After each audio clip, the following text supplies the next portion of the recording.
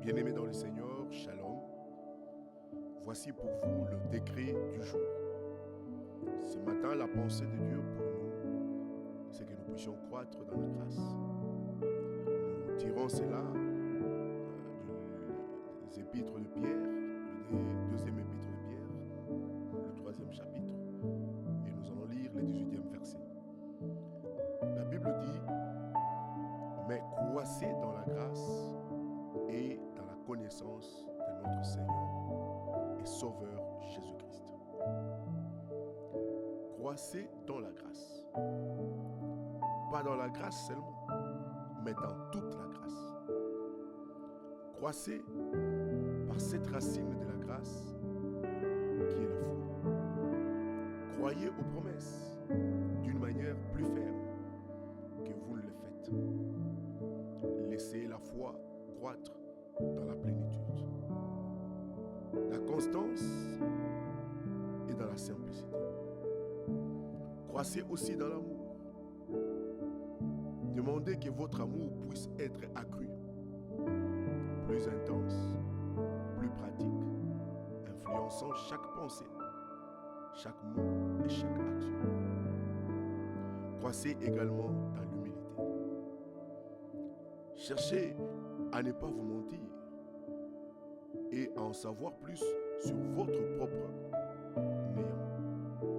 Alors que vous décroissez vers l'humilité, cherchez aussi à grandir en vous approchant de Dieu dans la prière, par une communion plus intime avec Jésus.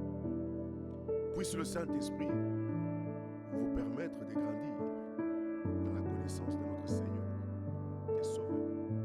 Celui qui ne grandit pas dans la connaissance de Jésus refuse d'être béni. Le connaître lui-même, c'est ça la vie éternelle.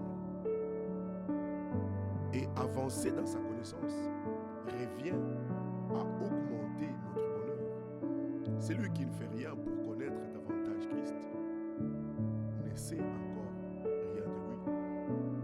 La Bible le dit que la volonté de Dieu, c'est qu'il connaisse le vrai Dieu et c'est lui que Dieu a envoyé.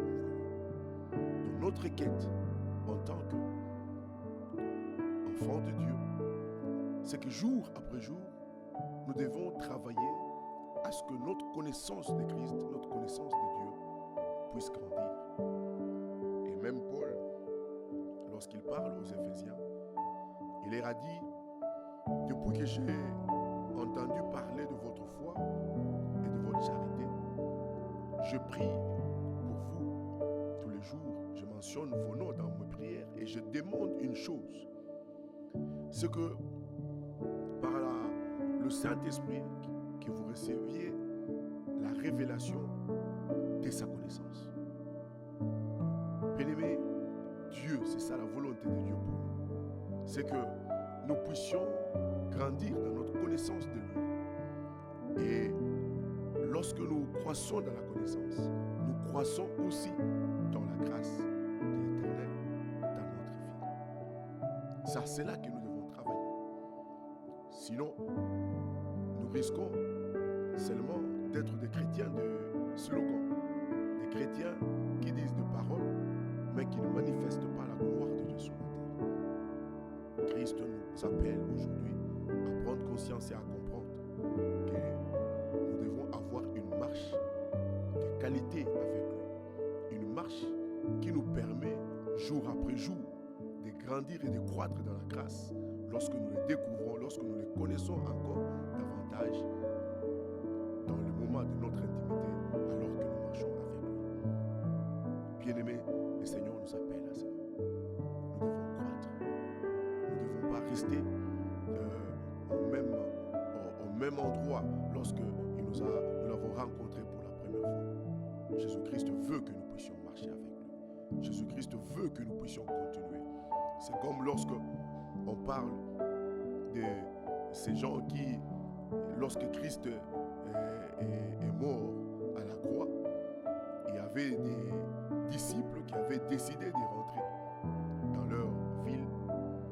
La Bible dit que alors qu'ils étaient en train de discuter, il y a une troisième personne qui s'est associée à eux. Mais au début, ils n'ont pas compris que c'était le Seigneur, que c'était Christ lui-même. Ils ont discuté, ils ont parlé. Arrivé à un moment où le Seigneur leur demande s'ils avaient un pain, et lorsque le Seigneur a rendu grâce à Dieu en présentant le pain, la Bible dit que leurs yeux s'ouvrirent.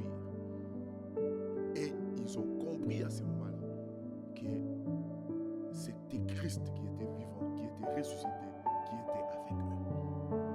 Vous comprenez cela, bien-aimés? C'est-à-dire que tant que nous n'arrivons pas à cela, tant que nous ne croissons pas dans la grâce, nous risquons de continuer à parler de notre histoire et de parler de notre histoire en train d'encaisser, de pleurer dans ce monde, alors que Christ ne nous a pas abandonnés, il est avec nous. Même le mot qui est utilisé en grec, lorsqu'on dit Christ est venu les rencontrer, les deux disciples qui étaient en train de rentrer dans leur village, le mot en grec veut dire Christ lui-même est venu. Christ lui-même. Christ lui-même te parle ce matin.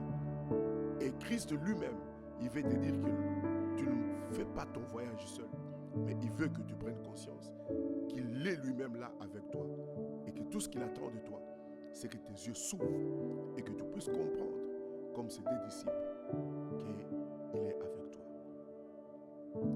Soyez bénis. Voilà les décrets de l'Éternel pour vous ce matin. Attendu qu'il a tout accompli à la croix, Christ nous appelle à croître dans la grâce et dans sa connaissance. Nous nous retrouvons demain pour un autre décret. Restez bénis.